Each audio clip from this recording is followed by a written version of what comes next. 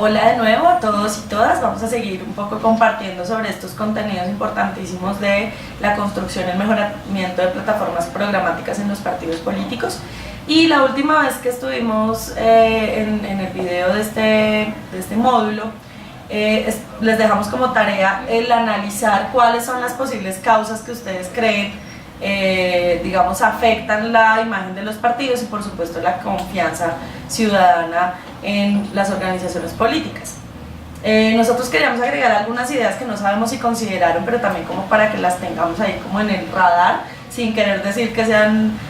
tan complicadas ni mucho menos, pero sí nos parece importante mencionarlas. Una de esas razones que pensamos ha contribuido un poco a la crisis de los partidos es que en los últimos años se han dado protestas y movilizaciones ciudadanas muy importantes que, digamos, han hecho que la ciudadanía participe de una manera directa, sobre todo en el momento, digamos, de la movilización. Hablamos entonces básicamente de la primavera árabe que se dio en 2011, los casos, y por supuesto hay que decir, estamos mencionando aquí poquísimos casos porque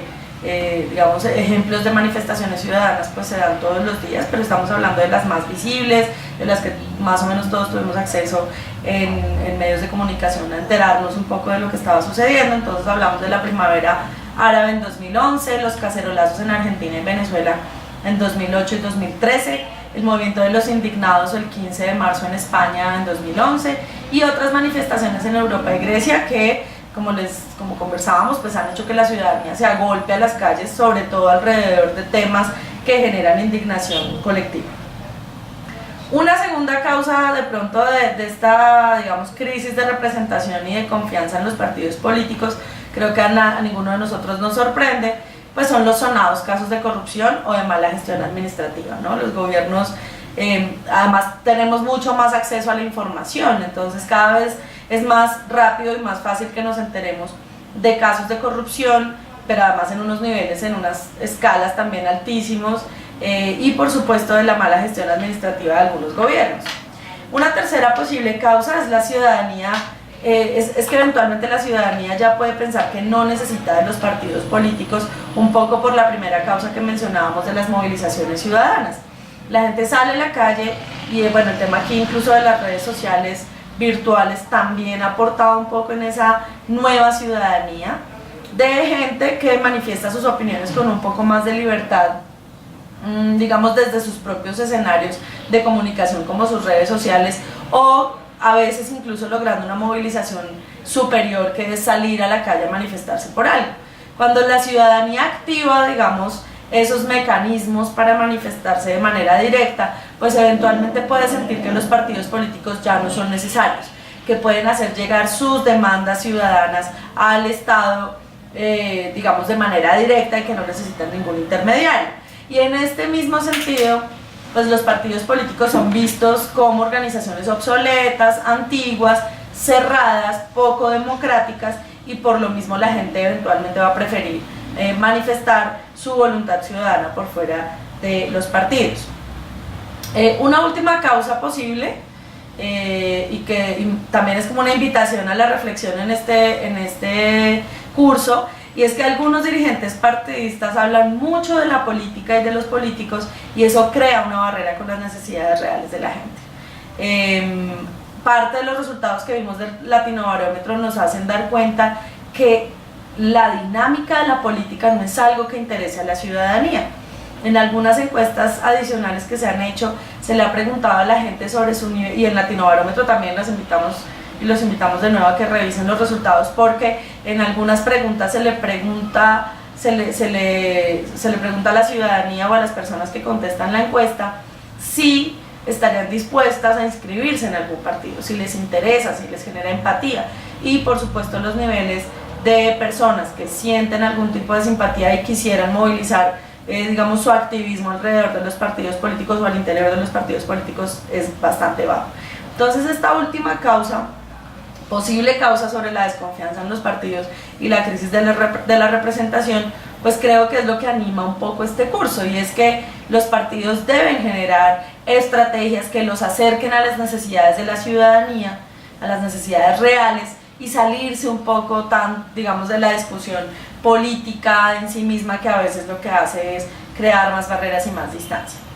En este sentido, entonces, vale la pena preguntarnos, y les digo en este sentido, sobre todo en lo que tiene que ver con esas necesidades reales de la ciudadanía, y es si los partidos a los que ustedes pertenecen cuentan con unidades, estrategias, acciones, estructuras internas específicas que primero que todo investiguen la opinión ciudadana. Este ejercicio que hace el Latinobarómetro es una medición a la que podemos tener acceso de manera muy sencilla y que podemos incluso ver el comportamiento en los últimos años de las respuestas que da la ciudadanía en estos temas de confianza ciudadana en los partidos, pero los partidos políticos también deberían tener permanentes formas de investigar lo que está opinando la ciudadanía sobre ellos mismos y sobre los temas de la agenda pública. No quisiéramos, por supuesto, y no es recomendable que los partidos se vuelvan como especuladores, ¿no? Que estén pensando todos los días en cuáles son las necesidades reales y las sentidas y qué es lo que la gente quiere escuchar, pero no se dediquen a investigar realmente cuáles son esas necesidades. Entonces, esa es la primera pregunta que queremos lanzar un poco hacia ustedes para la reflexión como dirigentes de sus partidos, y es si su partido cuenta con unidades, estrategias o acciones que investiguen la opinión ciudadana. La segunda pregunta que tiene que ver con esto es si además de investigar el partido cuenta con unidades, estrategias o estructuras internas que desarrollen propuestas permanentemente. Es decir, en un primer momento la investigación para averiguar qué es lo que la gente está pensando, cuáles son sus percepciones sobre los diferentes temas de los que se ocupan los partidos, pero luego viene el desarrollo de propuestas. Y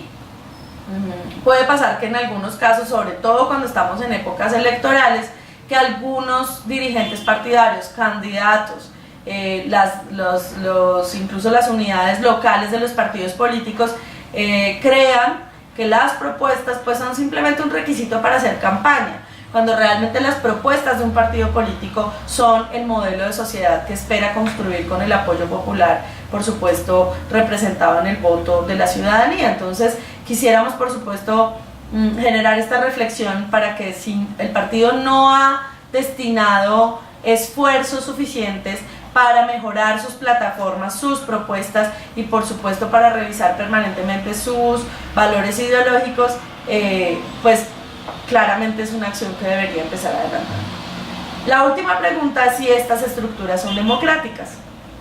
al menos en algún nivel democráticas, porque una posibilidad también o una realidad que viven algunos partidos políticos es que como estos temas de las necesidades y la investigación son vistos como temas demasiado técnicos, entonces a veces se vuelven demasiado elitistas. Entonces son personas dentro de los partidos que puede pensarse que son más sabias que los demás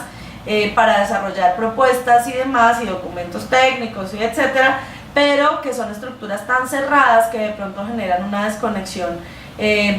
con las bases de los partidos o con la ciudadanía cuando tienen que salir a presentar sus propuestas partidarias. Entonces queríamos un poco presentar estas preguntas para que ustedes hagan sus propias reflexiones, porque esto es como les decía hace un rato, es lo que anima este módulo, y es si esas estructuras y esas estrategias no existen, pues tenemos que generar acciones estratégicas para que empiecen a existir. Si seguimos como vamos, un poco lo que veíamos con las encuestas es, si los partidos siguen haciendo su trabajo como lo están haciendo, van a seguir siendo mal evaluados, pero además van a perder apoyo popular y por eso cada vez es más difícil desarrollar campañas electorales.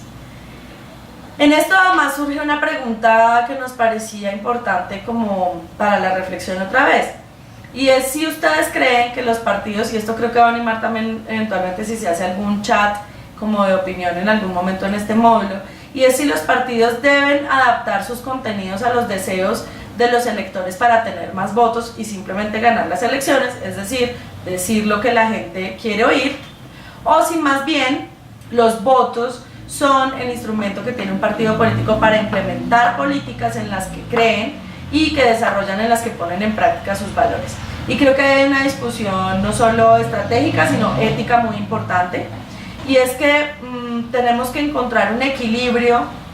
entre tener apoyo ciudadano, porque finalmente eso es lo que nos permite ganar elecciones e implementar nuestras ideas, pero tampoco sacrificar los valores del partido para poder ganar un proceso electoral. Todos y todas sabemos en nuestros países, casi todos los periodos de gobierno son periodos cortos, son periodos que no permiten transformar completamente una sociedad, y por lo mismo tenemos no solamente que ganar elecciones, sino garantizar un nivel de permanencia en el poder que nos permita realmente llevar a cabo las propuestas que hemos diseñado para nuestros territorios y para nuestras sociedades. Entonces, en este sentido, quisimos plantear esta pregunta un poco, digamos, polarizadora, pero que sí nos debe generar algunas reflexiones estratégicas y políticas al interior de nuestros partidos políticos. Y en este sentido, y aquí es donde queremos empezar un poco con los contenidos ya fuertes del módulo, y aquí es donde nos parece a nosotros es importante lo ideológico. ¿Por qué lo ideológico es importante? Para muchas personas, sobre todo en esta, digamos, en esta ola reciente de las nuevas ciudadanías, del movimiento social, etcétera, pueden aparecer comentarios como que lo ideológico no es tan importante, que la gente necesita es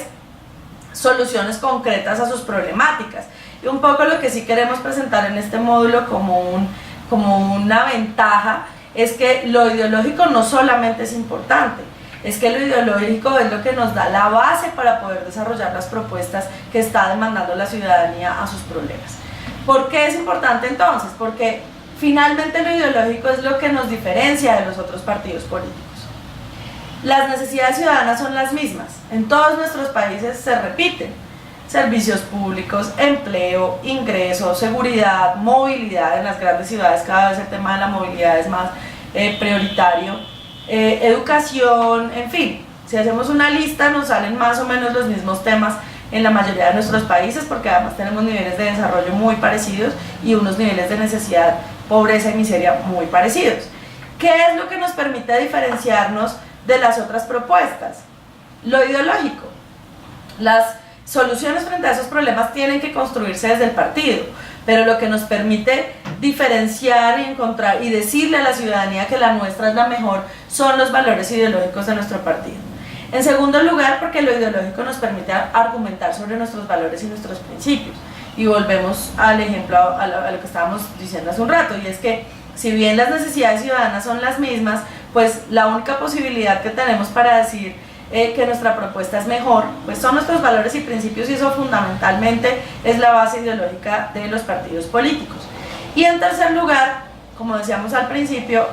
lo ideológico es la base de las propuestas de cualquier partido político serio, democrático y digamos un partido político que realmente busca representar a sectores amplios de la sociedad, y esa conexión entre nuestras ideas y valores y nuestras propuestas es lo que le permite dar coherencia a la acción política. Por lo mismo, entonces, este módulo también busca insistir en que tengamos toda la voluntad para encontrar la importancia de lo ideológico en nuestras propuestas, que no es solamente un tema de forma o de encontrar algunos valores ahí como para salir del paso, sino que realmente nuestros valores ideológicos son lo que le permite dar coherencia a nuestras acciones específicas cuando estamos en el gobierno e incluso cuando estamos en la oposición, para poder criticar de manera constructiva las decisiones de los gobiernos que estén vigentes. Para esto entonces además quisimos presentar las tres definiciones clásicas de, digamos, de las ideologías de los partidos políticos, porque sí nos parece importante que, como estas discusiones se han perdido un poco y como la ideología a veces es un tema, o no a veces, la ideología no es un tema que se discuta todo el tiempo en los partidos, porque decíamos son nuestros valores y se supone que los valores no se negocian, entonces por eso quisimos presentar las ideas generales de cada una de las teorías clásicas ideológicas para que hagamos el ejercicio de hacer una revisión con nuestros propios partidos políticos. La primera de esas definiciones, ¿cuál es? El conservadurismo moderno. Esta ideología promueve el sostenimiento de las instituciones tradicionales según el contexto cultural, lucha por preservar instituciones como la religión, la monarquía, el gobierno parlamentario, los derechos de propiedad, las jerarquías sociales, enfatizando en la estabilidad y en la continuidad. Y por supuesto creo que todos aquí compartimos que el concepto de conservador depende mucho del contexto en el que se ubiquen estos partidos. No es lo mismo un partido conservador en Europa, por ejemplo en los países escandinavos, que un partido conservador en América Latina o en otras regiones. La segunda definición clásica es la del liberalismo moderno. Se fundan las ideas de libertad e igualdad. Generalmente defienden ideas y programas de libertad de expresión, libertad de prensa, libertad religiosa, libre mercado. Este es uno de los temas que, digamos, más diferencian al liberalismo de otras corrientes ideológicas. Los derechos civiles, las sociedades democráticas, los gobiernos seculares, es decir, gobiernos separados de las iglesias, igualdad de género y la importancia de la cooperación internacional. La tercera entonces de estas definiciones ideológicas es la socialdemocracia moderna.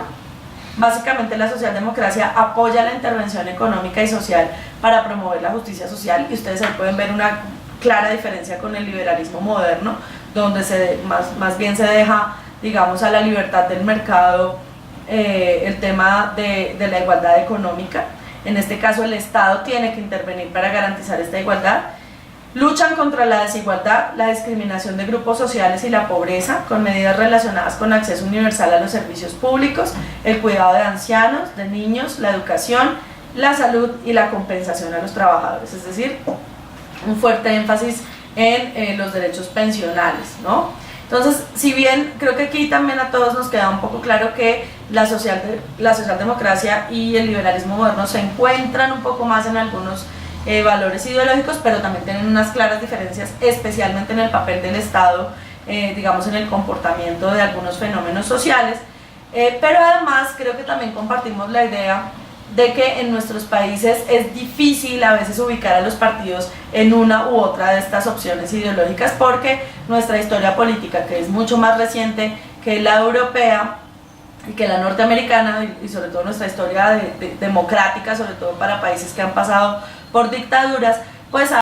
obviamente algunos partidos eventualmente estén como en unos límites entre una y otra de las ideologías clásicas. Sin embargo, como decíamos hace un rato, como nos parece tan importante insistir en el valor de lo ideológico en los partidos, y no solamente para tener un conjunto de valores que podamos defender, sino para desarrollar propuestas programáticas, la tarea que les vamos a poner para el final de esta segunda parte es que traten de ubicar a su partido en alguno de estos tres grupos que acabamos de presentar, y que mencionen tres principios que su partido haga explícitos en algún documento declaratorio. Entonces, para eso vamos a necesitar que ustedes investiguen, que revisen documentos oficiales de sus partidos donde se declaren principios y valores ideológicos, y que encontrando esos principios traten de ubicar a su partido en cualquiera de las tres corrientes ideológicas clásicas: el conservadurismo clásico, el liberalismo clásico o la socialdemocracia moderna.